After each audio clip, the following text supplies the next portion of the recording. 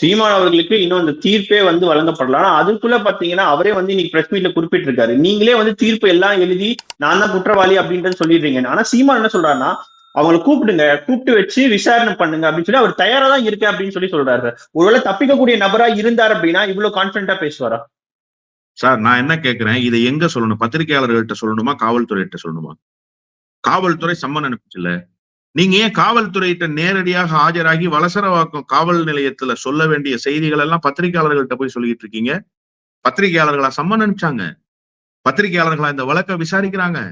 இந்த வழக்கை யாரிடம் போய் முறையிட வேண்டுமோ அவர்களிடத்துல முறையிடாம வேற பக்கம் நின்று நீங்க வசனம் பேசிக் கொண்டிருக்கிறீர்கள். கேமராவுக்கு முன்பாக நின்று நீங்கள் முஷ்டி உயர்த்தி கொண்டிருக்கிறீர்கள்.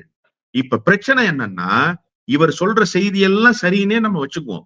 நீதிமன்றம் முடிவுக்கு வந்துருச்சு, நான் இன்னும் நிரூபிக்கப்படாத குற்றவாளியாகவே இருக்கேன், நான் செஞ்சேங்கிறதுக்கு என்ன உத்தரவாதம் இருக்கு அப்படிலாம் இவர் கேட்கிறார்ல. சந்தேகத்தை தான் நீதிபதி எழுப்பி இருக்கிறார். நீதிபதியும் ஊர்ஜிதப்படுத்தல. நீதிபதி தீர்ப்பு வாசிக்கல. இவர் மேனிப்புலேட் பண்ற வேலையை செய்யறாரு. நீதிபதி என்ன சொல்றாருன்னா, இந்த குற்றங்கள் எல்லாம் நடந்திருக்குமோ என்கிற சந்தேகம் எழுகிறது, எனவே இந்த வழக்கு விசாரிக்க உகந்த வழக்கு. இதுதான் நீதிமன்றத்தினுடைய கருத்து.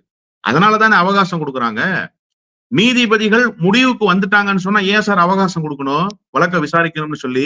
இவர் தான் குற்றவாளின்னு தீர்ப்பு எழுதி 5 ஆண்டு கடுங்காவல் தண்டனைன்னு உத்தரவு பிறப்பிச்சுட்டு போலாமே.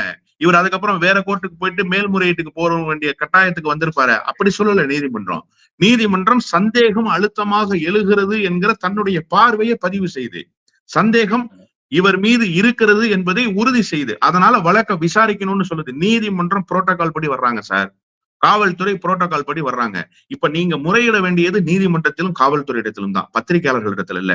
நீங்கள் பேச வேண்டியது காவல் நிலையத்தில் தான், மைக்கு முன்பு இல்ல. நீங்கள் பேச வேண்டியதை எல்லாம் மைக்கு முன்பாக பேசிவிட்டு காவல்துறைக்கு தகவல் சொன்னது. காவல்துறை என்ன டிவியில பார்த்து உங்களோட ரிப்போர்ட் எழுதிக்குவாங்களா? நீங்க உங்க ரிப்போர்ட்டை போய் எங்க சார் சொல்லணும்? காவல் நிலையத்தில் ஆஜராகித்தானே சொல்லணும்.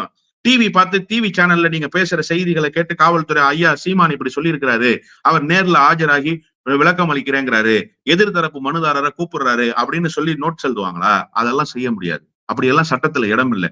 எனவே நாளைக்கு சம்மன் வந்திருக்கு, நீங்க போங்க வலசரவாக்கம் காவல் நிலையத்துக்கு போங்க. காவல் நிலையத்துல போய் உங்க தரப்பு நியாயங்களை சொல்லுங்க, அவங்களை கூப்பிடுங்கிற உங்களுடைய கோரிக்கையை வைங்க. அதன் பிறகு இந்த வழக்கினுடைய தன்மை எப்படி போகுதுங்கிறத பார்த்து நீங்க விமர்சனத்தை வைங்க.